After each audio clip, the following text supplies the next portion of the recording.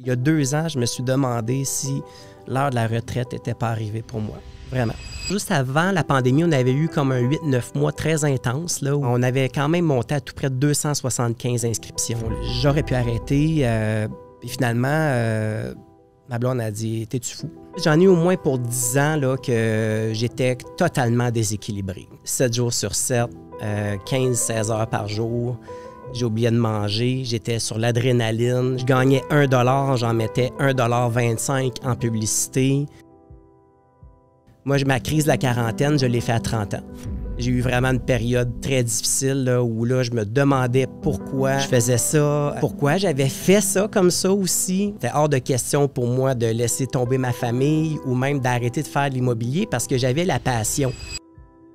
Moi, j'ai débuté à Sherbrooke. Il y avait un gars qui s'appelait Jean-François Toutant qui avait débuté en 91, qui était vraiment là, un leader dans le courtage, mais pour les premiers acheteurs. Puis malheureusement, rapidement après mon arrivée en 99, tumeur cancéreuse, chirurgie, traitement de chimio, radio pendant presque 2 ans. Puis je te sens émotif en plus. Ah ouais, vraiment, c'est comme un frère pour moi, là. Bienvenue dans le ring immobilier. Merci à nos commanditaires, Osvalet, Blanchet 2000, Souteby et Martin Ross, avec Jean-Sébastien Boiteau et Mégane O'Donnell. JF Bérubé, Jean-François. On va commencer par Jean-François, mais j'ai l'impression de le connaître depuis des années. Puis je t'ai surpris hier en te disant que je t'avais envoyé une référence il y a 17 ans. Ouais. Ça nous donne un peu... Je me suis souvenu de la cliente. Oui, exactement. Ça me fait plaisir que tu sois là. Jean-François, je t'avais lancé l'invitation. Ça n'avait pas à donner dans la saison 3. On est assis ensemble. On a plein de choses à se compter. On a Mégane qui est encore avec nous et avec plaisir. Bonjour. Co-animatrice. Jean-François, ça va bien? Très bien. Oui? Toi aussi? Oui, ça Ouais. va bien. Ça Excellent.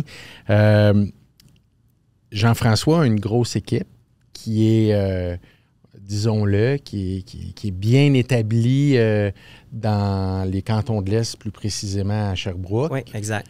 Quand je dis bien établi, tu parlais, on va sauter d'un chiffre, mais après ça, on est curieux de voir la personne là, avant les chiffres, mais tu parlais de, avant la pandémie, un volume de 200 inscriptions, puis...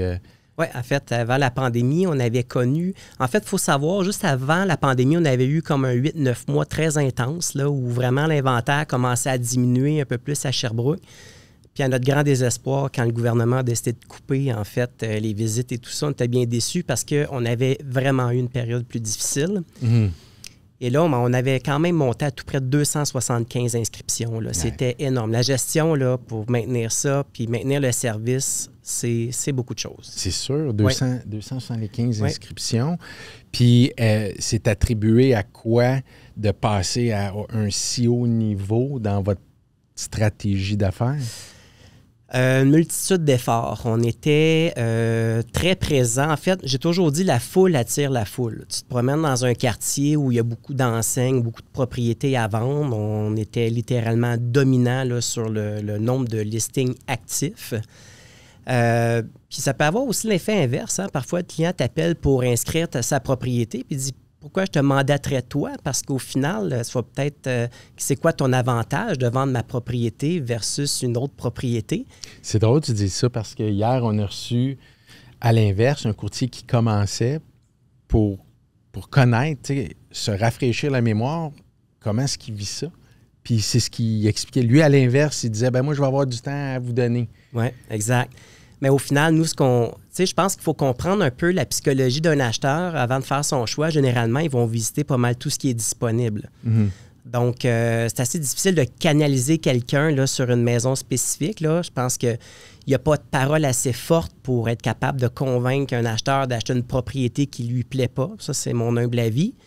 Mais au final, on est quand même dans une situation où quand on a un bel inventaire et qu'on maîtrise bien nos dossiers, je pense que c'est une bonne façon de représenter nos vendeurs puis d'amener l'acheteur à faire un achat réfléchi.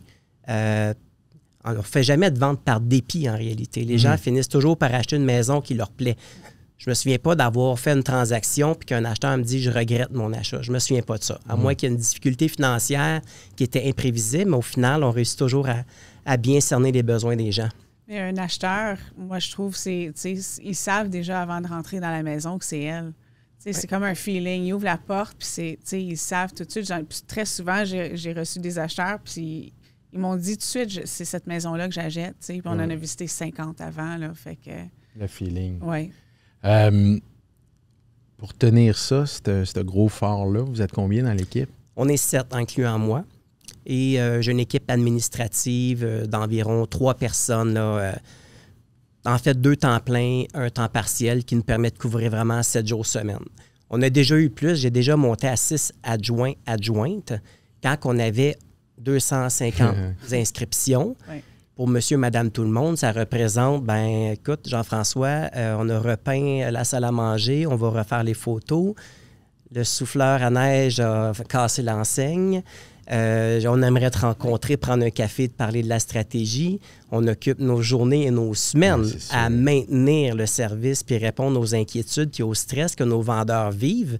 Parce que quand tu veux vendre ta propriété, tu veux la vendre. Je dis souvent aux gens, vous m'appelez, c'est pour vendre, c'est pas parce que vous cherchez un ami. Non, c'est ça. Ah ouais. Mais je suis content d'entendre ça parce que souvent, les équipes productives peuvent avoir une autre notion puis délaisser le service ou pas avoir l'attention. Ce que je remarque aussi, c'est que tu es quelqu'un qui semble être très méthodique, efficace parce que ton temps est important. Puis des fois, quand on commence, surtout comme entrepreneur, on a comme un malaise de partager l'importance de notre agenda à nos clients. Ouais. Mais quand on fait affaire avec des gens aussi qui ont une importance, Ils sont en affaires. qui sont en affaires, ils comprennent très bien. Puis je pense que la majorité de ta clientèle, vous avez une belle clientèle. En fait, on a la plus belle clientèle, dans le sens où que... c'est pas vrai, c'est nous qui avons la plus belle. On est probablement dans la même équipe, mais au final, c'est que on a... Je sais pas si j'ai le droit de dire ça, mais on se garde le choix de travailler avec qui on veut travailler. Je pense qu'on ne peut pas plaire à tout le monde. Je pense que si on se parlait aujourd'hui puis que j'étais pas bien dans ma discussion, je pense que vous seriez pas bien aussi. Souvent, c'est bilatéral. Mm-hmm. Alors, ça nous arrive à l'occasion d'avoir des rencontres avec des individus, puis on sent pas la chimie, on force pas les choses. J'ai toujours dit, même pour les jeunes courtiers qui commencent, de forcer une transaction, d'être dans une situation d'inconfort, c'est risqué pour le futur de la carrière. Parce qu'on va plus carburer sur les belles transactions, les belles expériences humaines. C'est là-dessus qu'on va surfer. Mais on va souvent se souvenir des pires expériences de notre courtage immobilier. Hein? C'est vraiment ça. Oui, tu as raison. Je pense qu'il faut avoir une expérience, une confiance pour arriver où ce que tu es. Parce que quand tu commences, tu as besoin d'avoir naturellement des produits. Mais quand tu es rendu avec une si grande expérience, tu le comprends, ça. Oui. Tu le comprends. Puis, à l'inverse, je me permets de peut-être te challenger, JF, c'est que quand on fait des clients qui sont peut-être pas dans nos principes, c'est de l'expérience qu'on acquiert. Ouais. Puis on est plus fort, puis c'est là qu'on arrive avec la confiance. Oui, effectivement. En même temps, on a une offre. Chaque équipe, chaque agence offre un produit, un service distinct. C'est pas vrai qu'on peut combler tous les besoins. Absolument. Je pense qu'il y a aussi une limite qu'il faut se dire, regarde, moi, ma formule, c'est ça que j'ai à offrir. Voici, puis je m'engage à vous offrir, puis je m'engage à mettre les efforts. Mais parfois, les vendeurs ou les acheteurs ont des besoins, une réalité différente qui vont peut-être être plus propices de travailler avec une autre organisation. Puis je pense qu'il faut respecter ça. Absolument. Il faut le respecter. Oui. Puis parfois, même c'est nous qui avons pris l'initiative d'informer le vendeur ou l'acheteur, disant peut-être que telle personne qui est un de nos compétiteurs, peut-être peut bien vous répondre. C'est pas un piège, là, c'est une réalité parce que la clientèle que j'attire vers mon entreprise, c'est souvent une clientèle qui nous ressemble. Donc, je pense qu'il faut faire la part des choses, mais oui, ça prend de l'expérience, ça prend une forme d'assurance, mais il y a aussi le fait, je pense, que quand tu fais ton travail par choix, c'est différent que lorsque tu le fais par obligation. 100%. Oui, c'est totalement 100%. différent. Tu es un gars avec de la constance, tu es un gars loyal, Ça fait 25 ans que tu fais de l'immobilier. Ouais, ça novembre. fait 27 ans que tu es marié avec 3 enfants. Ouais. La combinaison de famille, puis... En fait, j'ai toujours... faut dire que lorsque j'ai débuté en 98, de 98, j'en ai au moins pour 10 ans là, que j'étais totalement déséquilibré. OK? Là, on ne se le cachera pas. Là. Je recommande à personne de commencer de façon aussi intense que j'ai pu travailler. C'était... Ça, ma femme pourrait vous le confirmer. 7 jours sur 7, 15-16 heures par jour. J'ai oublié de manger. J'étais sur l'adrénaline. Je carburais à faire des transactions. J'ai jamais parlé de faire de l'argent. Je carburais à faire des transactions. Je gagnais 1 $, j'en mettais 1,25 $ en publicité. Le cash flow était difficile. Je travaillais sans réfléchir jusqu'à l'âge d'à peu près 30 ans, 31 ans. Moi, ma crise de la quarantaine, je l'ai fait à 30 ans. J'ai eu vraiment une période très difficile là, où là, je me demandais pourquoi je faisais ça, pourquoi j'avais fait ça comme ça aussi. Vraiment prendre le temps de me détacher. J'allais chercher de l'aide pour être capable vraiment de faire le ménage. C'était hors de question pour moi de laisser tomber ma famille ou même d'arrêter de faire de l'immobilier parce que j'avais la passion. Mais ce que je disais souvent, c'est que, par exemple, vous aimez faire du snowboard ou du skateboard. Faites-en pendant 7 jours, semaine, pendant 10 ans, avec autant d'heures. Ça se peut qu'à un moment donné, votre passion passe. Et c'est là vraiment que j'ai pris la décision de dire, dorénavant, je vais continuer à faire de l'immobilier, mais d'une façon différente. Facile à dire. C'est pas facile à faire. C'était quoi le déclic qui a fait comme... OK. L'épuisement. Je pense que c'est vraiment l'épuisement. Puis en même temps, moi, j'avais toujours... quand j'ai démarré, en fait, en 98, j'étais pas vraiment vieux. J'étais début vingtaine. Vraiment, j'avais 20 ans. J'étais dans un milieu où la moyenne d'âge des courtiers là, était de 50 ans. Oui. OK? Nous, en Estrie, à l'époque, on était 214 courtiers. Il y avait moi qui avais 20 ans. Après ça, c'était 30, 32, 40. Après ça, 55, 60. Il n'y en avait pas de jeunes. J'étais un extraterrestre. Là. J'ai jamais compris comment mes parents ont fait pour m'encourager en immobilier. C'était vraiment En fait, c'était du nouveau. Puis vraiment, moi, j'ai sauté là-dedans vraiment tête première. Tes parents, c'était des entrepreneurs? Mon père est entrepreneur, oui, effectivement. En fait, j'avais quand même la fibre entrepreneuriale, mais au niveau de la vente, c'est même pas l'immobilier, moi, en fait, qui m'a amené à faire ce métier-là. Moi, j'avais le goût d'être sur la route et rencontrer des gens. C'est ce qui m'a amené à faire du courtage immobilier. Là. C'est juste pour vous dire que c'était juste d'avoir un emploi du temps qui me donnait l'impression de faire une activité et non pas un travail. C'est vraiment ça. Ça a été ça, en fait, la réflexion première. Si tu réussis à trouver ça à cet âge-là, tu fais partie d'une minime portion de la population. Ça veut dire que tu as commencé dans la vingtaine à déjà développer ta passion. Mais surtout pour ces raisons-là aussi. Parce que ces raisons-là, c'est quand même assez avancé émotionnellement d'être capable de dire ça. Plusieurs de gens qui commencent aussi jeunes. C'est pour l'argent. Il faut dire que j'avais eu la chance de travailler dans l'industrie que mon père avait. C'était vraiment... C'était dans quel domaine? En fabrication de portes d'armoires de cuisine. On parlait d'industriel. Un milieu qui ne me rejoignait pas du tout. OK? J'avais pas d'intérêt.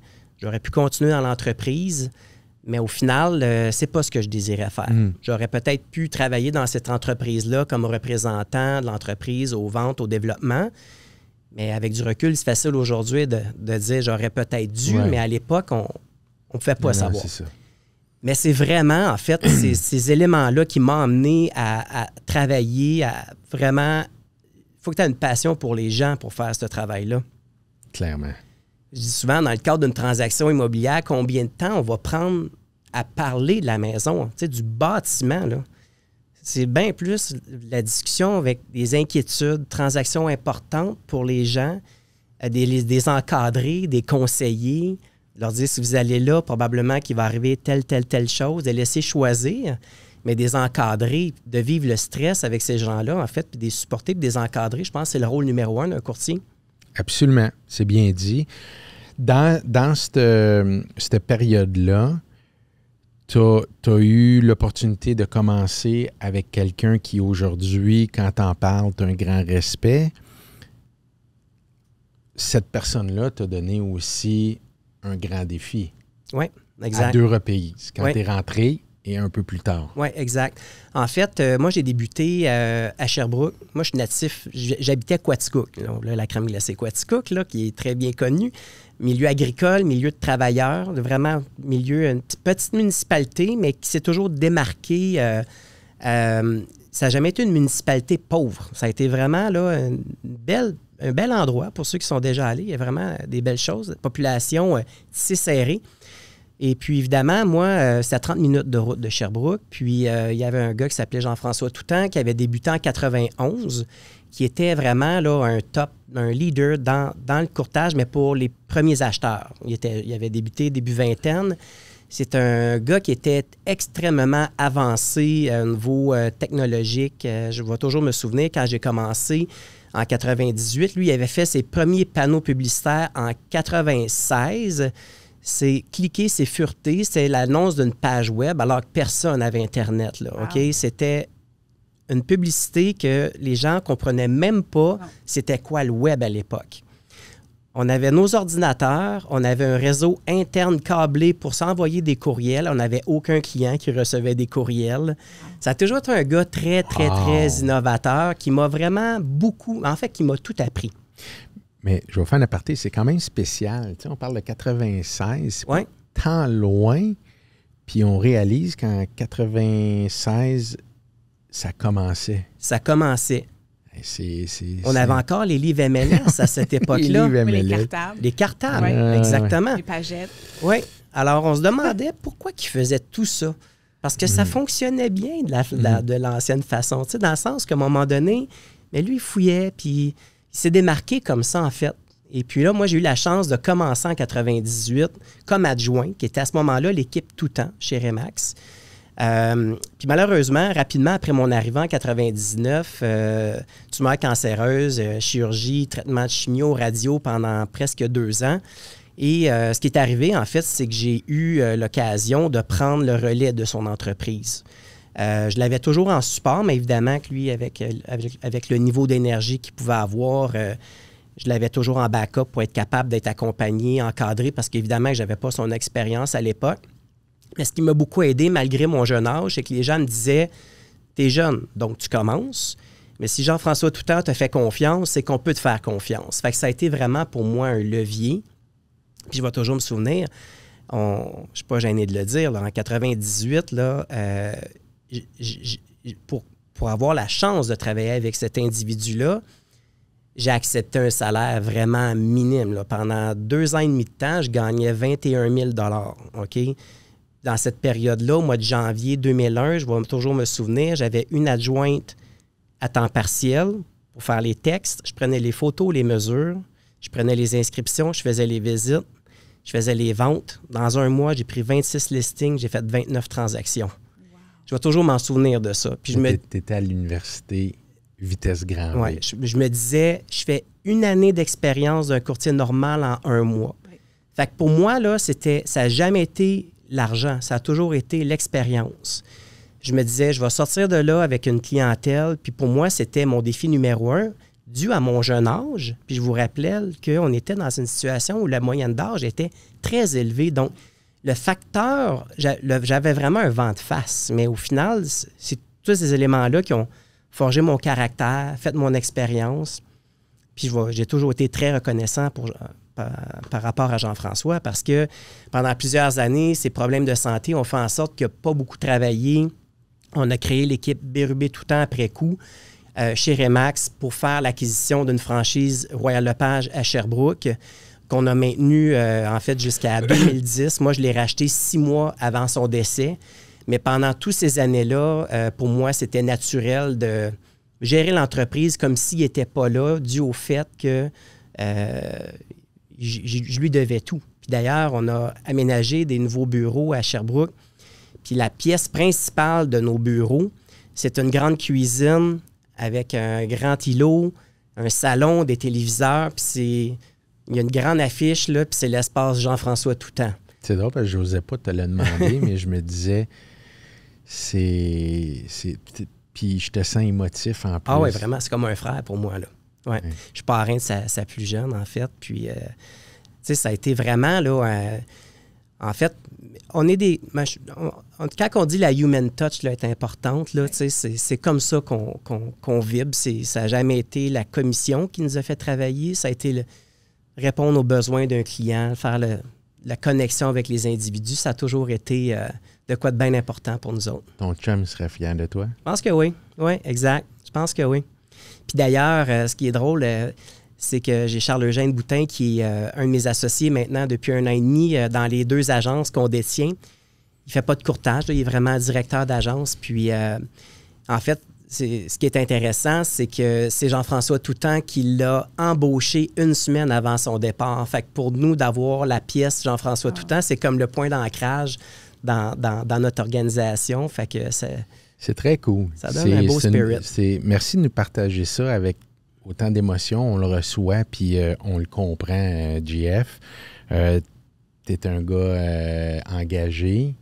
Tu t'es impliqué comme président au niveau de la Fondation CHU. Exact. Si tu veux nous en parler. Oui, en fait, ça a débuté... en fait, dans le travail qu'on fait, souvent, on est impliqué à rencontrer des gens de différents milieux, souvent le milieu des affaires.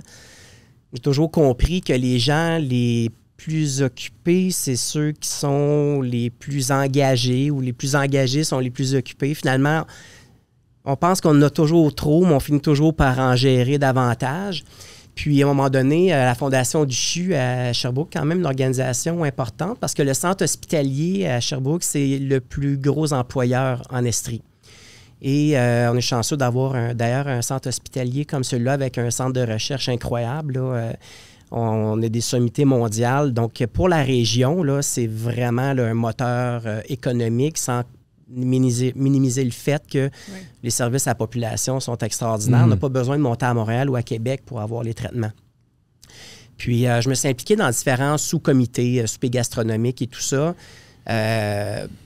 sans me rendre compte qu'à un moment donné, on m'a proposé d'intégrer le conseil d'administration. C'est jamais quelque chose que j'ai désiré, que j'ai jamais voulu obtenir, mais ça s'est présenté à moi. Puis rapidement, on m'a demandé d'occuper la présidence du conseil d'administration.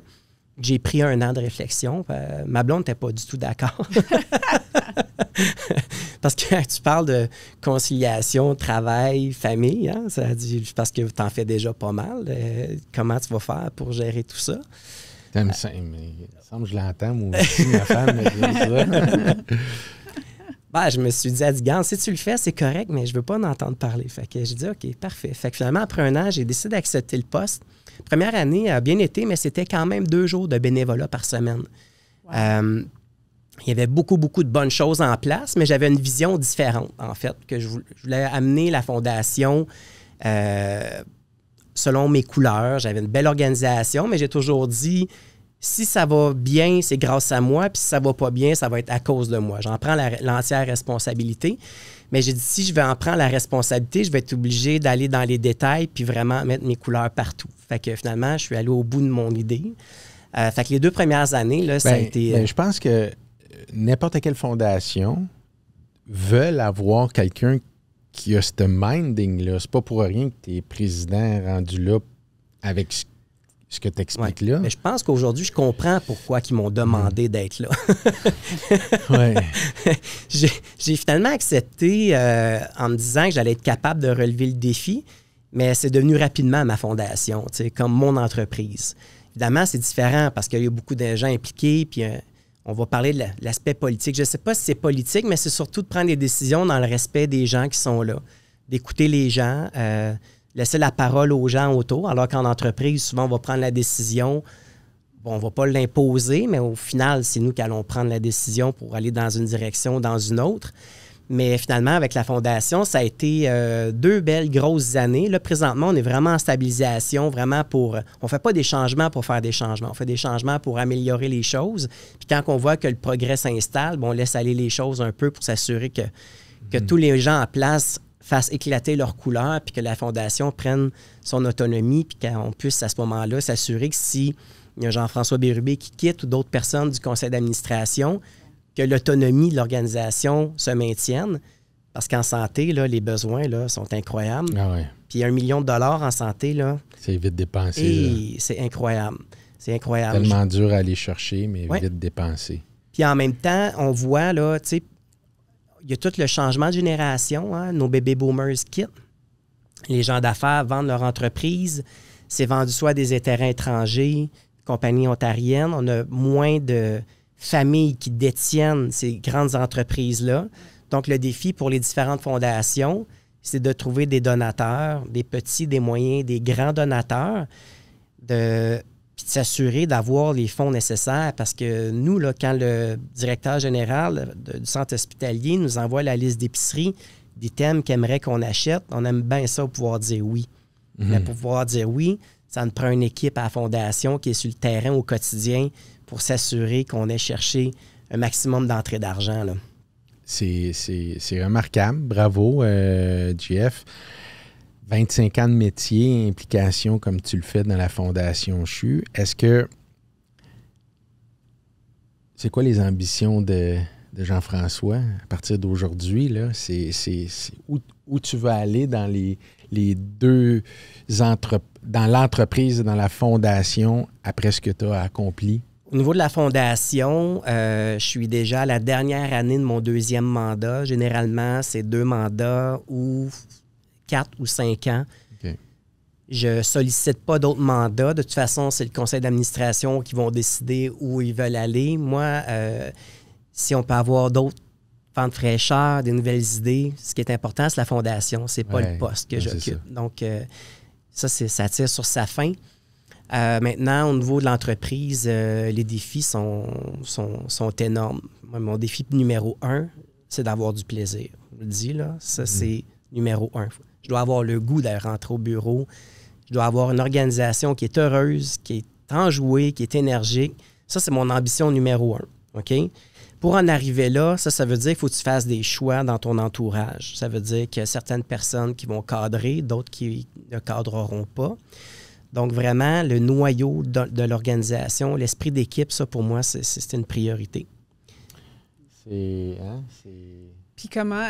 C'est ça la base, je pense, de tout. Nous autres aussi, c'est la même chose, mais comment est-ce que tu amènes ça à ton équipe? Comment est-ce que tu amènes l'équipe d'avoir... Bien, c'est sûr qu'on engage le monde avec les mêmes valeurs, mais comment tu amènes ça à ton équipe? En fait, je pense que ça passe beaucoup par l'attitude. Tu sais, nos courtiers, là, sont toujours un peu à la merci du marché. Hein? Donc, comme j'expliquais un peu d'entrée de jeu, un courtier qui va avoir une séquence incroyable, oui, regarde, ça va être le résultat des efforts. Ça, on s'entend là-dessus, mais parfois, on peut avoir quelques bons coups de chance puis vraiment avoir des résultats exceptionnels. OK? Ça ne fait pas nécessairement un courtier exceptionnel pour cette période-là. OK? Je pense que c'est important en tant que team leader de niveler, en fait, les émotions ou d'avoir une constance sur l'attitude de nos courtiers.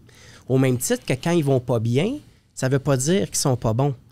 Ça veut dire qu'il faut juste les maintenir à leur dire, la dernière fois, quand ça a été plus difficile, c'est quoi qu'on a mis en place? On va aller une journée à la fois. Ça ne donne rien de prévoir ce qui va arriver dans 2 semaines ou dans 3 semaines ou dans 2 mois. Qu'est-ce qu'on va faire aujourd'hui comme tâches qui vont être profitables pour ta clientèle et par la bande qui vont être profitables pour toi. C'est vraiment ça, en fait, en fait, là, ce que je trouve qui est le plus difficile, là, après autant d'années, souvent les gens vont nous dire « Qu'est-ce que tu fais pour que ça fonctionne? » Il faut juste décortiquer les petites tâches qu'on fait au quotidien. Ça veut dire quoi au quotidien? C'est que rendez-vous pour rendez-vous, tu te pointes au bureau. Oui. Tu te pointes au bureau. Là, te pointer au bureau, ça veut dire qu'il y a un appel qui rentre, tu es devant ton ordinateur, tu es prêt. Là, il y a un courtier qui va arriver, je prends un nouveau listing, hop, tu as un acheteur. La chimie d'une organisation est primordiale. Puis d'ailleurs, dans mon cas à moi... Bien, en fait, ouais. Si tu veux créer une culture d'entreprise puis qu'elle soit vivante, il faut qu'il y ait du monde au bureau. Il faut que ça bouille. Ouais. Puis la culture d'entreprise, aujourd'hui, en 2023, on en parle pratiquement à chaque fois. Ouais. C'est essentiel. Ouais. Ça a été difficile, la pandémie, avec le télétravail. Ah oui. Pour nous autres, là, ça a été... Pour moi, en fait, ça a été très difficile. Moi, j'ai besoin de sentir, de parler, voir le non-verbal. Tu sais, tu as beau me dire « ça va bien », mais si ça va pas bien, je vais le voir dans tes yeux, tu sais. Mais toi, là, Jeff, je t'écoute, là. C'est assurément le profil parfait pour la politique et c'est sûr qu'on te l'a proposé à Sherbrooke. Semblerait. Ah ouais. Mais ça ne m'intéresse pas. Non, non. Je lève mon chapeau Ouais. à ceux qui font ça. Ouais. Ouais. J'ai l'occasion de, avec la Fondation d'ICHU, d'avoir à prendre des décisions qui ne font pas plaisir à tout le monde. Je suis convaincu qu'en politique, il n'y en a aucun qui fait des choix dans le but de déplaire, mais forcément que ça arrive. Hein? Ouais. Tu sais, Non, non, c'est clair. puis tout le monde a droit à son opinion. Ouais. Mais je peux pas me rendre là. C'est quoi un bon leader pour toi? Ben, en fait, je pense que pour être un bon leader, premièrement, il faut que le leader soit bien avec lui-même. Il faut qu'il ait confiance en lui. OK? Un bon leader ne peut pas être trop impliqué dans la totalité des tâches quotidiennes.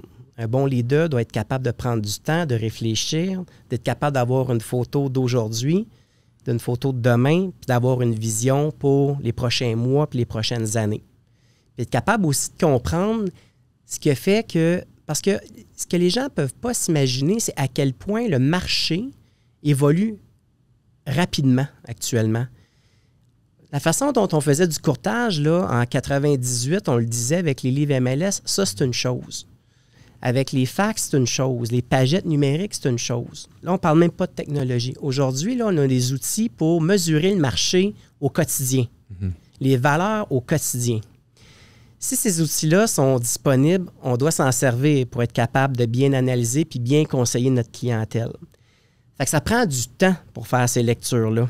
Et la marge d'erreur est beaucoup plus mince. Exactement. Exactement. Parce qu'il y a tellement d'outils alentour. L'erreur, pourquoi qu'il y a une erreur avec tous les outils Exactement. Exactement. Donc, je pense que ça prend une base de connaissances, mais je pense que ça prend l'attitude qui vient avec. Puis ça, l'attitude, je pense que tu l'as ou tu l'as pas. Je suis d'accord. Je pense que si tu l'as ou tu l'as pas. Moi, je ne suis pas mieux qu'un autre. Je suis juste différent que les autres. Point final. Qu'est-ce que, comme leader de GF aujourd'hui, n'a pas encore acquéri ou cherche à avoir ou à améliorer? Je suis probablement dans la meilleure phase de ma vie actuellement. Dans le sens où que mon plus grand défi là, a toujours été, je vous rappelle, le plaisir. Mais pour être capable d'avoir le plaisir, ça me prenait l'équilibre. Souvent, je dis mon équilibre est parfait dans le déséquilibre parce qu'en réalité, au niveau du courtage immobilier, je pense qu'il y a beaucoup de courtiers qui sont comme ça. On est des éternels insatisfaits. C'est jamais assez. On travaille en faire une, la transaction est faite, c'est déjà oublié, on est rendu à la suivante. Ça, c'est sans arrêt. C'est sans arrêt. Alors, pour moi, c'est d'avoir vraiment une forme d'équilibre. Tu sais, j'ai eu l'occasion, même pendant la pandémie, moi, j'avais un motorisé. J'ai fait le tour de l'Amérique du Nord. Puis en réalité, je partais une semaine par mois. Mais ma clientèle, ils ne s'en rendaient pas toujours compte. Je prenais mes appels, j'étais dans mon VR, j'avais mon laptop. J'étais en Californie, j'étais à Death Valley. J'avais laissé mon VR à Vancouver, j'allais faire du ski à Whistler régulièrement. Ça, pour moi, c'est une belle liberté. Mais en même temps, ce que ça m'a permis, c'est de se dire, bon, si je ne suis pas là physiquement, mon organisation est là, je suis toujours là en support, mes clients veulent me parler, ils peuvent me parler.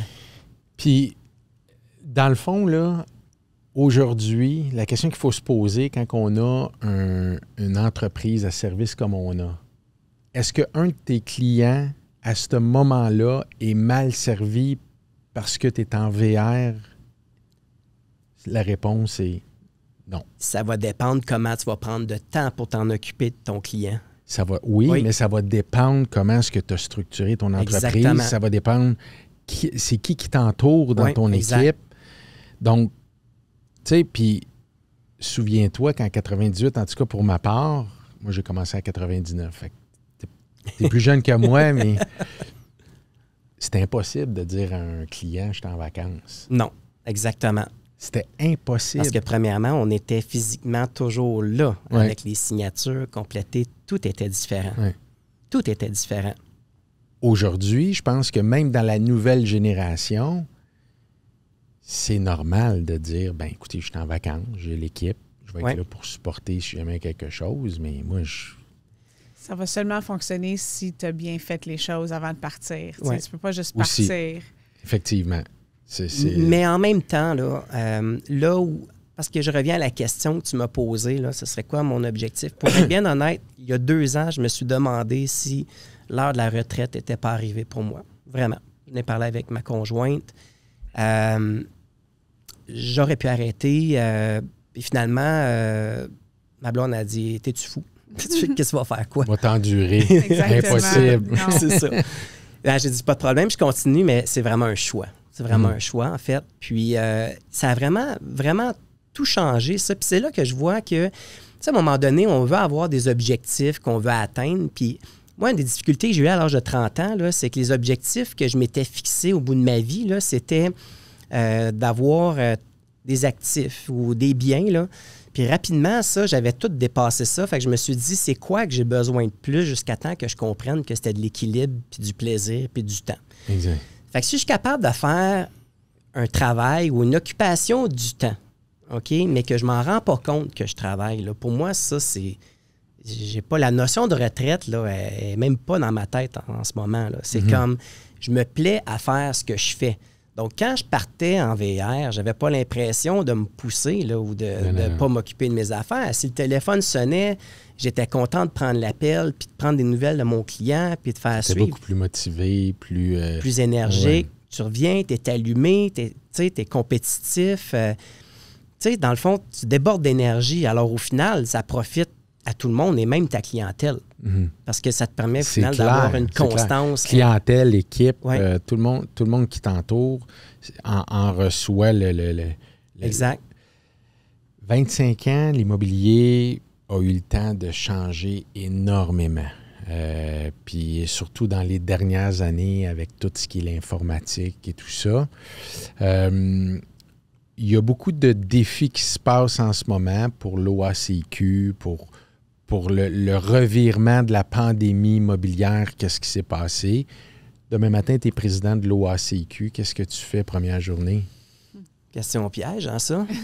Oui, c'est ça. Tiens, JF. Ben, en fait, c'est qu'à partir du moment où on comprend que la législation vient du gouvernement, même si tu es président de l'OACIQ, tu n'as pas tant de pouvoir. Hein? D'ailleurs, on voit la nouvelle réglementation qu'ils nous ont imposée. L'OACIQ a actuellement de la difficulté même elle-même à interpréter la nouvelle réglementation. Exactement. Et présentement, là, sans le savoir, là, la majorité des courtiers ils font des actes immobiliers illégaux, mais c'est que la loi, elle n'est pas claire actuellement. Prenons l'exemple d'une promesse d'achat conditionnelle à la vente d'une propriété. Donc, je prends ta maison à vendre, conditionnelle à l'achat d'une autre. Je n'ai pas le droit de prendre ta propriété à vendre, tu comprends? De ne pas pouvoir représenter ton client qui achète conditionnel à vendre sa maison, présentement, ça ne fait aucun sens. Alors, ce qui m'inquiète, c'est que la législation défie, ça défie le bon sens. Je pense qu'il y a eu une panique aussi dans ce qui s'est passé. Il y a des décisions qui se sont prises trop rapidement, mais... Réactif. Oui, réactif. Effectivement, ça n'a pas de sens. Mais moi, là, j'ai toujours prôné la législation. Tu sais, dans le fond, l'encadrement. Tu sais, je ne suis pas contre tout ça. J'ai aucun problème avec tout ça. Par contre, quand que j'ai besoin d'expliquer la loi à mon client, puis mon client me dit « Jeff, ça fait pas de sens. Je veux que ce soit toi qui vendes ma maison, puis que j'explique que je peux pas la prendre à vendre. » Puis là, d'expliquer à mes courtiers qui n'ont pas le droit, là, c'est contre-productif. Là. J'ai de la misère à défendre cette portion-là. Oui, parce qu'on on la comprend pas, on la... Mais on veut bien faire. Fait que c'est... Ou là, par exemple... Tu es convaincu que tu es le bon joueur pour ton client pour vendre sa maison, sans aucun doute. Puis on parle de ça, là, mais il y a tout l'aspect relation d'affaires et confiance qui est établi. Là. J'ai l'impression que la majorité du monde paye pour quelques situations extrêmes. Mais personnellement, je trouve ça un peu inquiétant, mais en même temps, après 25 ans d'expérience, il y a toujours des histoires de même qui se passent, puis les choses finissent toujours par se mettre en place. Il y a plein de monde qui vont arrêter d'avancer parce qu'ils vont avoir peur d'avoir peur. Fait qu'à un moment donné, je pense qu'il faut regarder ça d'un œil attentif.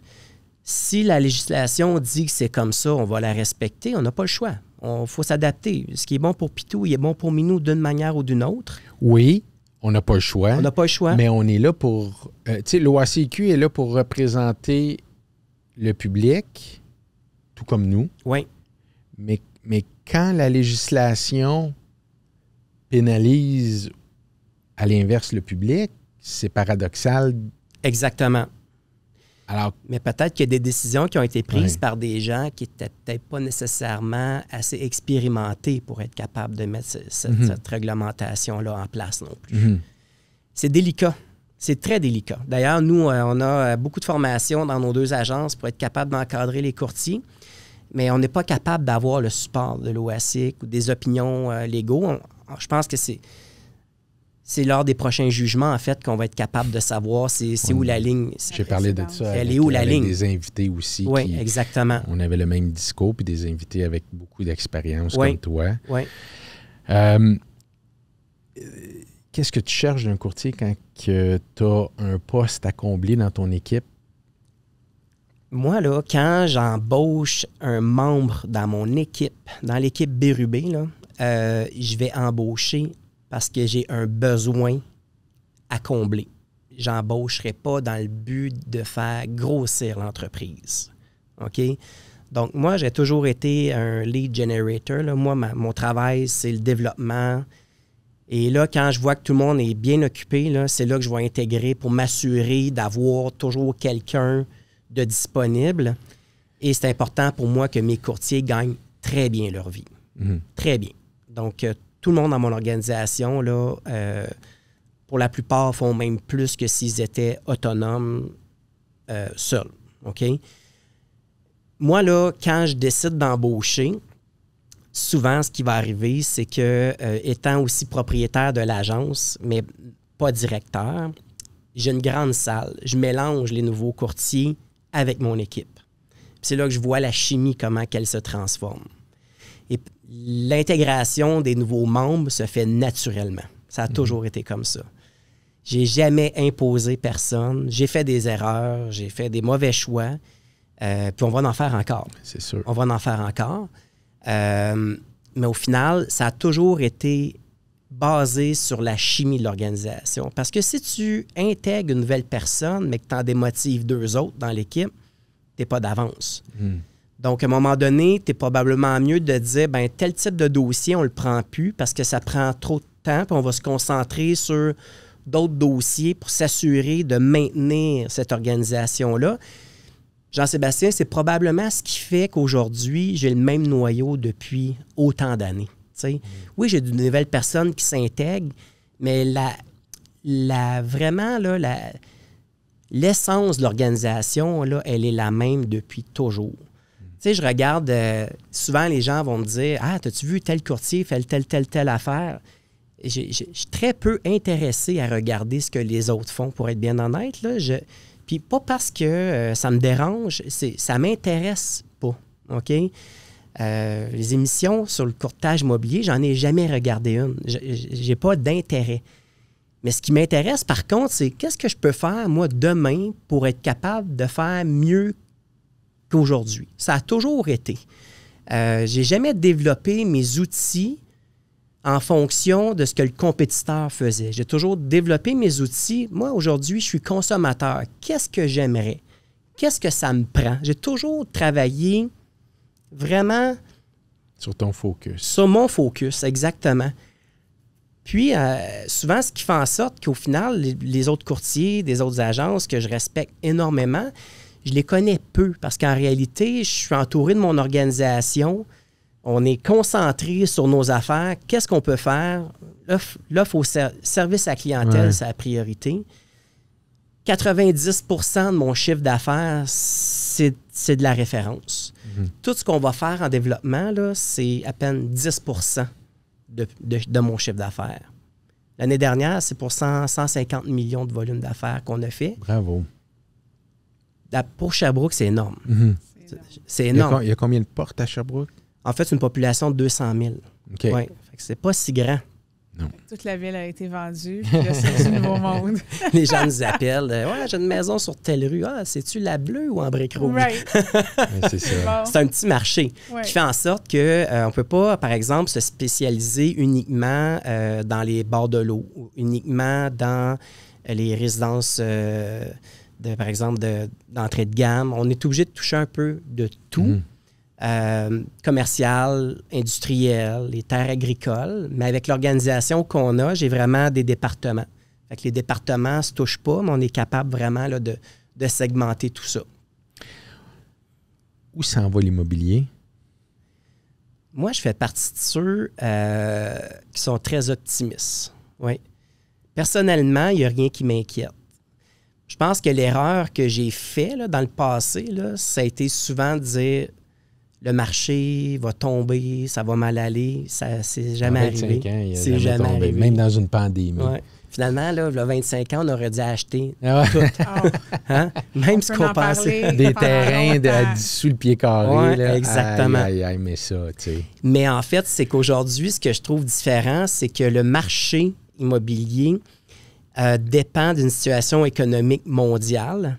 Quand on voyage, on réalise à quel point au Québec et au Canada, on est chanceux d'avoir un territoire aussi grand. OK? Puis d'après moi, toute la notion d'immigration que le gouvernement nous parle, d'amener ça à 500 000 par année, je pense que si on voulait 3 millions par année, il serait capable d'en avoir 3 millions. Là. Parce qu'on est vraiment chanceux de vivre au Canada, au Québec. En Estrie, c'est encore plus beau qu'ailleurs. OK, on met les gants?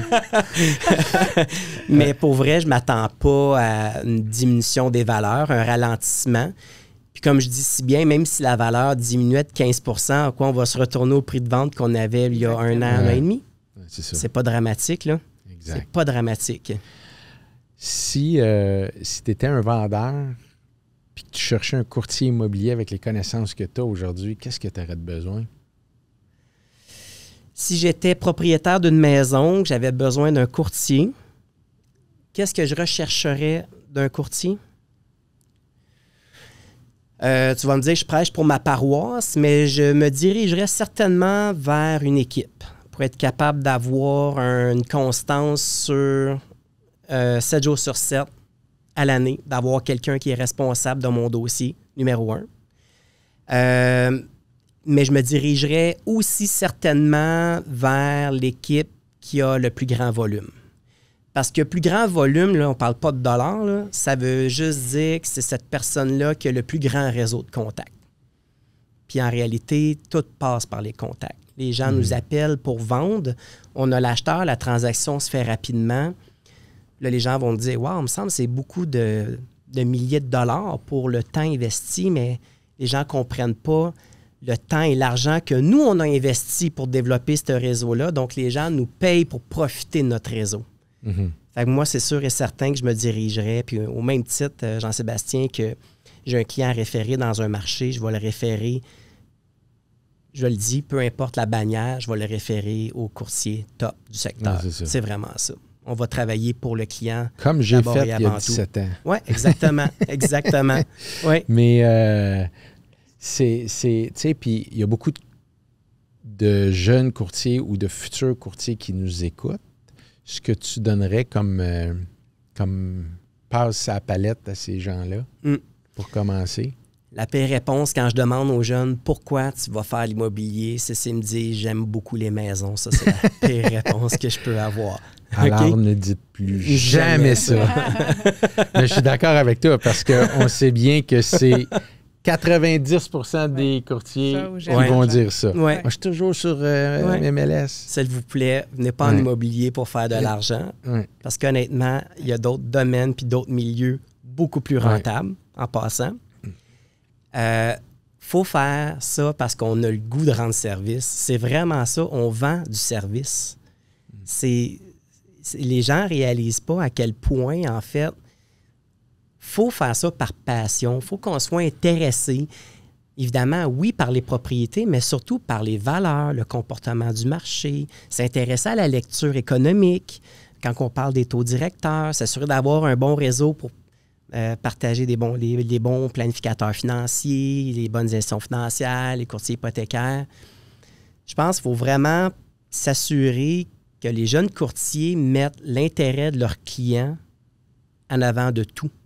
Puis après ça, là, tout va suivre. Tu n'as même pas besoin de te casser la tête. Tout va suivre. Comment est-ce que tu as parlé beaucoup de l'équilibre? Comment est-ce que toi, tu l'as trouvé, ton équilibre? Comment est-ce que tu suggérais aux gens de trouver l'équilibre dans l'immobilier? Bien, quand je vous ai dit que les 10 premières années, pour moi, avaient été extrêmes, là, ben, pour moi, ça a été un peu de taper le fond. Hein? Fait qu'à un moment donné, tu sais, en mode survie, tu te dis qu'est-ce que je dois faire pour m'assurer de me maintenir. Puis c'était hors de question que j'abandonne toutes les années d'expérience que j'avais mis en place. Ouais, hein, tu sais. Donc, de toute évidence, il y avait une carence importante dans mon organisation. Donc, pour moi, ça a été à un moment donné de se dire, bien, en fait, indépendamment des entrées d'argent, on va embaucher des gens compétents pour s'assurer de découper l'organisation, de faire confiance aux gens, de dire à ton employé, à l'administration, vous prenez des décisions, même si ce n'est pas les mêmes que moi, je vais les assumer. Ça va faire en sorte que tu vas avoir du staff plus autonome, plus indépendant, qui vont te donner beaucoup de liberté. Fait que c'est des petites tâches comme ça qui vont faire qu'on va être capable d'avoir une vie plus simple. Ça, c'est un sacré bon conseil comme entrepreneur parce qu'on l'entend souvent, mais de le mettre en application pour plusieurs, de déléguer, c'est extrêmement difficile. Surtout quand tu réussis à développer une équipe, un marché. Tu le sais, pendant 10 ans, tu as suivi ton front, tu as manqué des événements familiales pour arriver là. Après ça, ben il faut que tu prennes la décision de dire, ben parfait, ce que j'ai bâti, je vais déléguer. Ouais. C'est un défi. Ouais. Mais dans mon équipe, si j'avais à mettre ma maison à vendre, c'est sûr que j'engage un courtier, je vais mettre le nom de tout le monde, je vais piger le nom. Je vais faire ça, c'est la base numéro 1. Ouais. Est-ce que moi, je donnerais ma maison à vendre à n'importe qui de mon équipe? Est-ce que tu la donnerais à Jean-François Bérubé? Certainement. C'est drôle, j'étais sûr que tu allais répondre ça. Aïe, aïe, aïe. Sans l'ombre d'un doute. Ah ouais. Jeff, Moi aussi. Ouais, non, c'est ça. Même aussi, finalement. Oui. L'investissement immobilier, c'est-tu quelque chose qui, en parallèle, t'a interpellé? J'ai eu plusieurs portes pendant quelques années. Je montais à 34 portes. J'ai tout vendu ça par manque de temps. J'ai jamais regretté, mais moi, ça a été plus du terrain. Okay. En fait, le développement, l'acquisition de terrain. Ouais. Au fil des années que j'ai jamais revendu ou que j'ai jamais subdivisé, peut-être un projet de retraite à un certain moment donné. J'ai différents condos que je loue ici et là. Mais oui, j'ai quand même une bonne partie de mes actifs. Parce que Sherbrooke, au niveau des terrains, dernièrement, beaucoup de zonages ont été changés. Oui, tout exact. Ça. Mais Sherbrooke, le marché est autant résidentiel, commercial, industriel.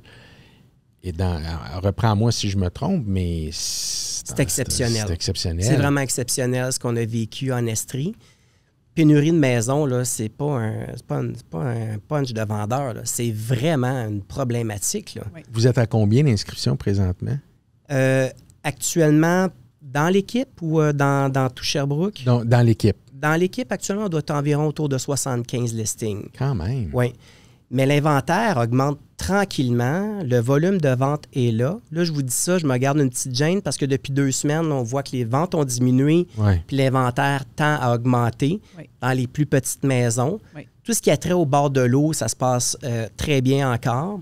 Évidemment, ces acheteurs-là ne sont pas impactés de la même façon au niveau économique. Dans l'immeuble locatif, on voit actuellement avec les hausses de taux que les valeurs économiques là, ont été affectées. Léger ralentissement. SCHL, les délais de traitement de dossiers sont autour de 6 à 7 mois. C'est un petit peu plus lent. Peut-être que cet automne, ça va être un peu plus tranquille. Mais actuellement, là, ce qui maintient nos valeurs, c'est le manque de maisons sur le marché. On est en promesse d'achat multiple quasiment dans tous nos dossiers encore aujourd'hui. Là. Ah, c'est incroyable. Oui. Mais ça va bien. C'est ça le point. Ben. Parce que là, ce qu'on gère, c'est une décroissance d'une période extraordinaire. C'est la réalité. Mais si on n'avait pas eu la période pandémique, là, puis on se comparait il y a 10-12 ans, on est dans une période extraordinaire. Là. Ouais. C'est ça qu'il faut comprendre. JF, je viens de rencontrer quelqu'un qui a de l'aplomb, Oui. qui sait où ce qui s'en va. C'est du vrai bonbon pour les courtiers qui veulent avoir des in, qui veulent avoir une direction à prendre. Mais surtout ton leadership, je pense que c'est vraiment... Là, leadership, expertise. Oui. Merci beaucoup. Merci à vous. Une belle rencontre, très Yes, intéressant. Puis on continue ça peut-être à un autre épisode. Oui. Ça serait le fun. Merci, Jeff. Merci, Mégane. Merci. Merci à nos commanditaires. Osvalet. Photographie, vidéo, visite virtuelle, vidéo immobilière.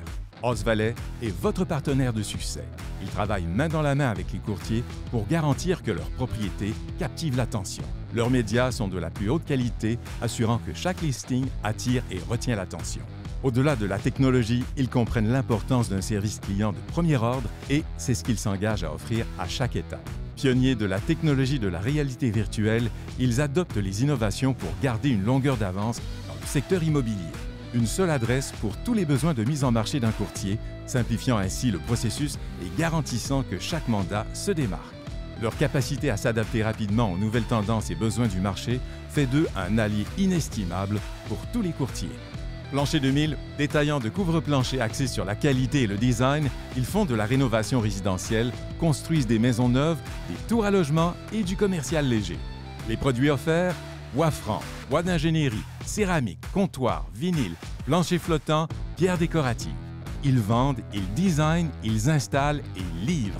Toujours présents sur les réseaux sociaux et dans les émissions rénovation sur Canal Vie. Plancher 2000 ouvre un tout nouveau magasin, la Salle d'eau, magasin de fine plomberie, vanité et accessoires qui ouvrira ses portes en septembre à Longueuil. Martin Ross est un expert en courtage hypothécaire. Il est animé par la passion d'accompagner les individus dans la concrétisation de leurs projets immobiliers. Plaçant l'empathie au cœur de son approche, il travaille à vos côtés pour élaborer une stratégie personnalisée répondant à vos besoins financiers et objectifs à long terme. Son vaste réseau de partenaires atteste de son engagement à rendre votre expérience hypothécaire transparente et gratifiante. Collaborer avec lui, c'est opter pour un conseiller compétent, déterminé à transformer vos ambitions immobilières en réussite concrète.